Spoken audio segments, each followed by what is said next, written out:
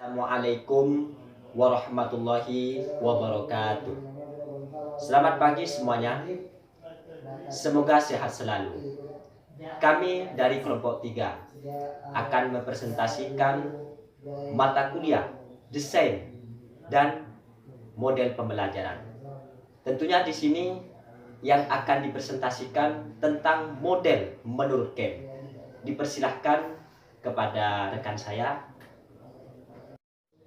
Pembelajaran menurut Kem bisa kita lihat di konsep di sini. Di sini bentuknya lingkaran. Itu menunjukkan bahwa pembelajaran menurut Kem itu bisa dimulai dari mana saja dan merupakan suatu proses yang berkesinambungan. Jadi di sini Kem tidak menekankan kepada sistematika, tidak menekankan kepada urutan.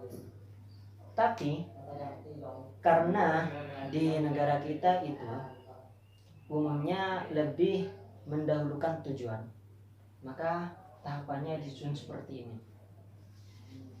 Dalam model Kem ini ada 8 tahapan. Yang pertama adalah tujuan instruksional umum. Yang kedua adalah menganalisis karakteristik siswa. Yang ketiga, tujuan instruksional khusus.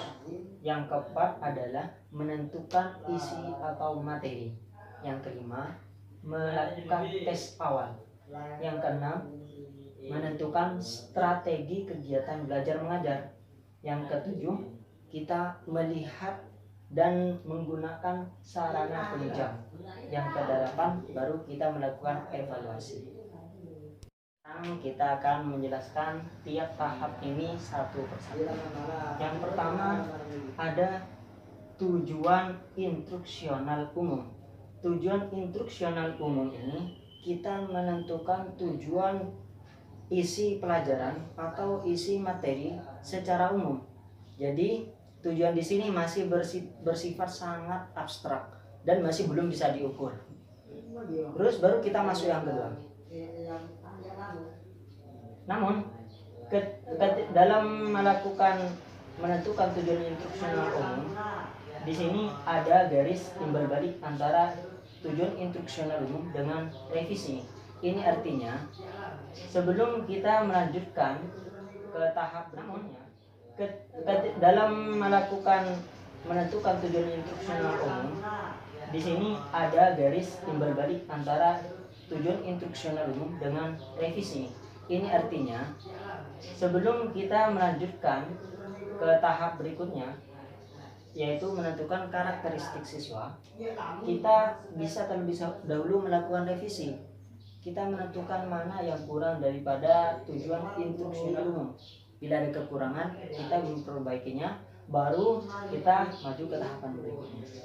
Oke, tahapan berikutnya adalah analisis karakteristik siswa. Analisis karakteristik siswa ini berkenaan dengan latar belakang siswa.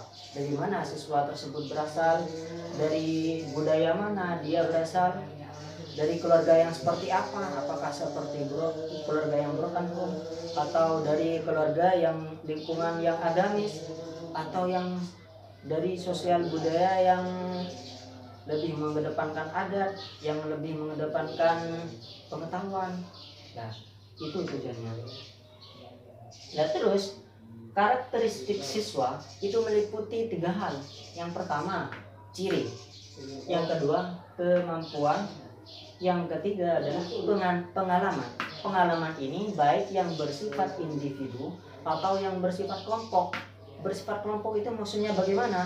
Ya, pengalamannya siswa terkait dia dalam suatu kelompok, misalnya dalam organisasi, dalam pertemanan, dan sebagainya. Bagaimana cara kita menganalisis karakter siswa? Kita bisa memperoleh dari 3 sumber. Yang pertama dari guru. Kita menanyakan kepada guru bagaimana siswa tersebut. Terus dari kepala sekolah. Yang ketiga juga dari dokumen yang relevan. dokumen di sini meliputi misalnya piagam penghargaan, akta kelahiran, dan sebagainya, yang mana dokumen tersebut berkaitan dengan siswa. Nah, ciri pribadi ini maksudnya bagaimana? Di sini ciri pribadi itu diantaranya adalah umur. Kita tahu bahwa dalam perkembangannya umur siswa itu